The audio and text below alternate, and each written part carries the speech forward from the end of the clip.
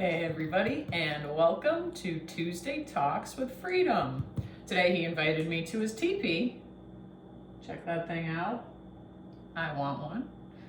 So that we could do our Tuesday talk by his teepee. This is very cool, buddy. Thank you so much for the invitation.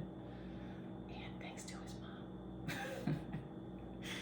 So, on our walk today, Freedom asked me a question. He said, Kels, I watched your video, and I'll tell you what, I'm not really comfortable going back and facing my fears. I don't want to go to the past and look at all the scary things that I went through. No, I don't want to do that. I don't want to go back to the fighting ring from before when mom saved me.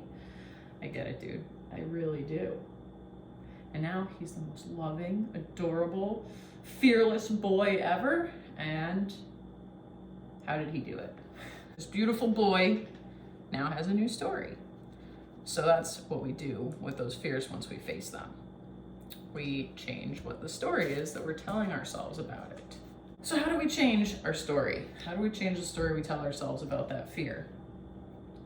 First, we ask ourselves, is this true? Is what I think about this fear true? Then we ask, how do I know it's true? Do I know that this is definitely true? How do I know? What evidence is there? Third question, how does it make me feel when I think this thought? How does it make me feel when I go over that? And lastly, what is it? What's the last one? Can you tell me? Who would you be without it? Who would you be without that thought that makes you scared and feel not lovely? So we're going to take you through a thought, a fear. So buckle up, let's do this. Okay, my biggest fear, true story, is the fear of not being enough. I got this one right from the ripe age of a child, little kid, because all I ever wanted to do was make my mom proud and be the shining star and be the best athlete and live up to all of the expectations of being the best kid, you know, all those things. High achieving in school, awesome athlete, play women's basketball for UConn. Yeah. You know, get a boyfriend, get married. Yeah. So naturally, not enough. And when I was 17, she actually passed away. She had cancer that she battled for 2 years. And then I really had absolutely no idea how to tell if I was enough or not. So my biggest fear, again, not being enough. We ask ourselves, okay, number one, how do you know that's true? Is that true? I would say, yeah, sure. I would think that it's true. I feel that it's true. I feel it. I live it. Like, this is truth. I'm not enough. So you ask yourself again, what proof do you have that this is true, that you are not enough? What proof is there? Does anybody tell you that? You know, what is the definition of worth? Okay, all right. I guess I've done some things. I went to college, I got a master's degree, I had a job, I've started my own business, I had a good career in my pregame, AKA career number one, and now I'm moving on to my life career that I wanted to do for the rest of my life. So truthfully, the plan's all kind of coming together, but that means that I can say, yeah, I guess it's not true that I'm not enough. Great question, Freedom. How does it feel when you think the thought, I'm not enough? Well, it makes me feel nothing. No happiness, no excitement, no validation, no real purpose.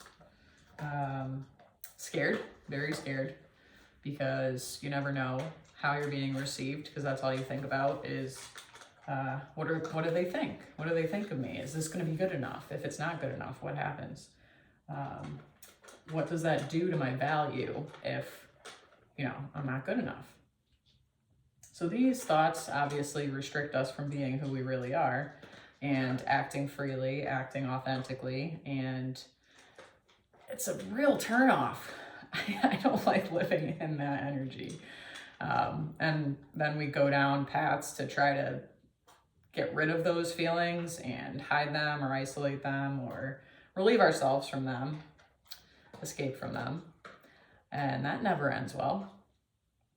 And we do not in any way, shape, or form perform at our best if we perform at all. We're performing something else that is probably not even healthy, definitely isn't us, and we're not being free.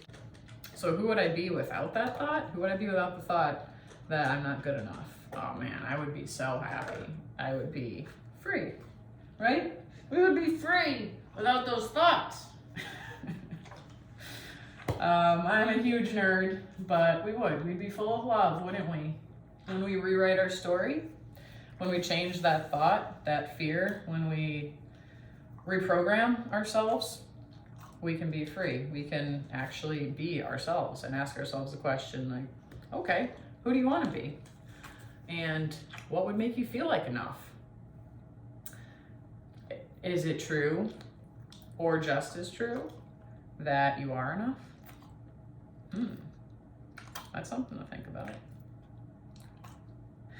Is it true, or just as true, that a lot of other people think that you're enough? Cool, yeah, that could be true. Great, I think you're enough.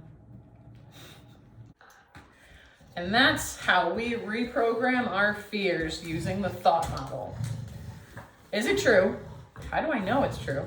How does it make me feel when I think that thought? And who would I be without that thought? And if you'd like to talk about the thought model more and facing your fears and neutralizing them, changing your story and turning them into love, just let me know. Hit me up with an email. Make some comments on the post here. Say hi to Freedom. And we will go from there. Go free yourself, and we'll see you next Tuesday.